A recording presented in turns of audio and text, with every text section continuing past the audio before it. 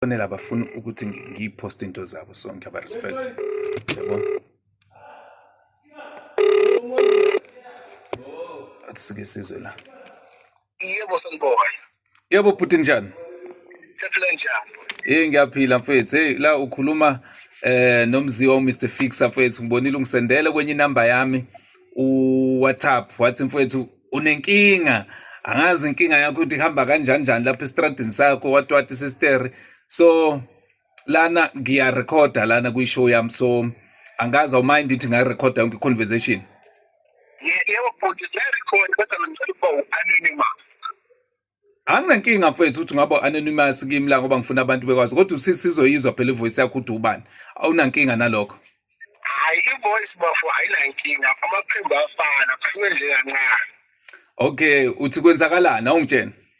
Yebo bhuti manje yazi mfethu kuyasho impela ukuthi indaba zabantu ababili azingenwa.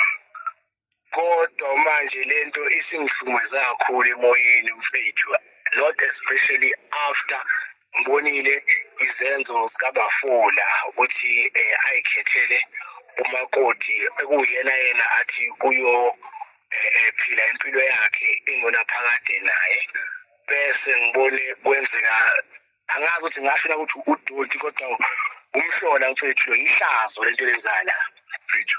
Yini mfethu kwenzakalani? And manje kuba buhlungu ngoba manje ubafo ayengikwazi approacha ngimtshele ngokuthi ingoduso yakhe is doing 1 2 3 no 4 manje oqala into esixabanisa leyo yabo.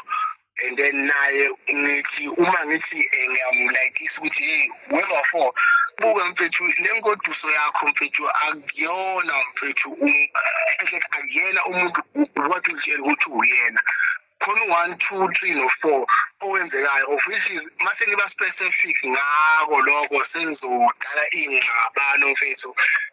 Ngine mhlambe mfethu sekuwenzakala mfethu noma